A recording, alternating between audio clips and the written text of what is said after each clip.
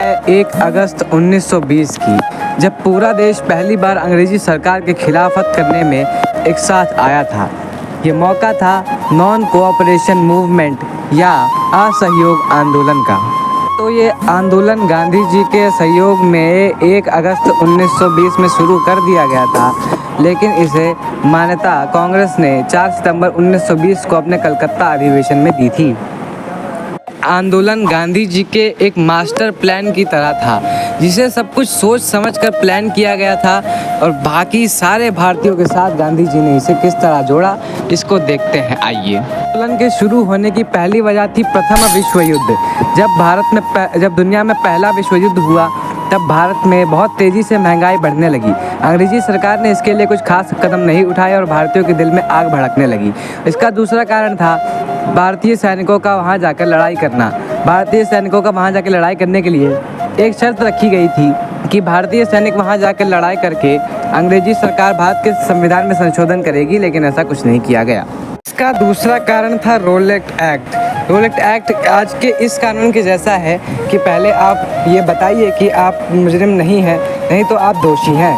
अंग्रेजी सरकार मुख्यतः यही कराना चाहती थी बाकी भारतीयों से। इसको नो वकील, नो दलील, नो अपील का कानून भी कहा जाता है। ये भी एक बहुत बड़ा कारण था अंग्रेजी सरकार के गिरने का। आंदोलन के होने का तीसरा कारण था जलियांवाला बाग हत्याकांड। इसको हम एक नई वीडियो में जाहिर करेंगे, लेकिन आप अभी के लिए इतना समझ लीजिए कि जनरल डायर द्वारा 50 गनमैनों द्वारा 16 मिनट तक वहाँ फायरिंग कराई गई थी जलियांवाला बाग में, जिसमें से 1650 राउंड फायर किया गया था। अगर सरकारी आंकड़ों की माने तो वहाँ पे 300 कुछ लोगों की मृत्यु और 200 कुछ लोग घायल हुए थे। आंदोलन के शुरू होने का चौथा और अंतिम कारण था खिलाफत आंदोलन, जो कि असहयोग आंदोलन का एक छोटा रूप था। दरअसल भारत के मुसलमान तुर्की के शासक खलीफा को अपना आध्यात्मिक गुरु मानते थे और तुर्की को अपना आध्यात्मिक जगह। जब तुर्क का बंटवारा हुआ तो खलीफा को राजगद्दी से हटा दिया गया और यही कारण था कि भारत के मुसलमानों ने खिलाफत आंदोलन की शुरुआत कर दी और यही खिलाफत आंदोलन आगे जाकर असहयोग आंदोलन के रूप में भारतीय सेना में नजर आया। इस आंदोलन की कुछ विशेषताएं भी थी, जैसे यह एक अहिंसक आंदोलन था और इस आंदोलन ने स्वदेशी चीज़ों को बहुत बढ़ावा दिया था। आंदोलन में कुछ नेताओं ने भी सहयोग किया था, जिनके नाम हैं राजेंद्र प्रसाद, सरदार वल्लभ भाई पटेल, MN रॉय, देवी बसंती, जितेंद्र बैनर्जी, सुभाष चंद्र बोस, मौलाना मोहम्मद अली, लाला लाजपत राय। तो जब ये आंदोलन अपने चरम पर था, तभी एक ऐसी घटना हो गई जिसने महात्मा गांधी को ये आंदोलन पीछे करने पर मजबूर कर दिया।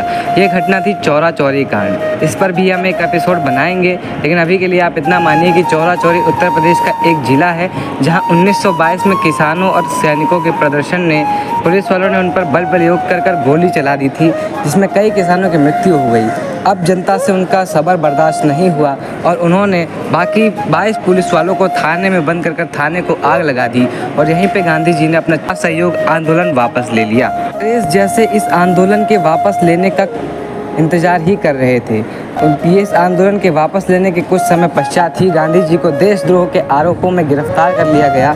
गांधी जी कुछ मैगजीन्स में अपना लेख लिखा करते थे, उन्हीं लेखों को देश विरोधी बताकर गांधी जी को आरोपी बनाकर गिरफ्तार किया गया था। 1923 को गांधी जी कोर्ट में प्रस्तुत हुए। उनसे कहा गया कि क्या आप अपने सारे गुनाहों को मानते हैं? तो उन्होंने कहा हाँ, अगर देश को मेरे इन शब्दों से आज़ादी की प्रेरणा मिलती है तो मैं अपना गुनाह कबूल करता हूँ। इतना सुनते ही जज ने उन्हें 6 साल की सज़ा सुनाई। वह जज भी गांधी जी को यह सज़ा देना चाहते नहीं थे। उन्होंने सज़ा सुनाने के बाद ये भी कहा कि अगर सरकार इस सज़ा को कम कर दे तो मुझसे ज़्यादा भाग्यशाली कोई नहीं होगा। इसी के बाद असहयोग आंदोलन की गिरावट शुरू हो गई और ये आंदोलन एक बहुत ही व्यापक स्तरीय आंदोलन बनकर ख़त्म हो गया। इस आंदोलन ने देश को आज़ादी की प्रेरणा तो दी, लेकिन ये देश को आज़ाद ना करा सका। अगर चौरा चौरी कांड ना हुआ होता तो शायद आज इस आंदोलन की कहानी कुछ और रही होती। हम आपके लिए और भी आंदोलनों और लड़ाइयों की कहानियाँ लाते रहेंगे। तब तक के लिए जय हिंद, जय भारत, धन्यवाद।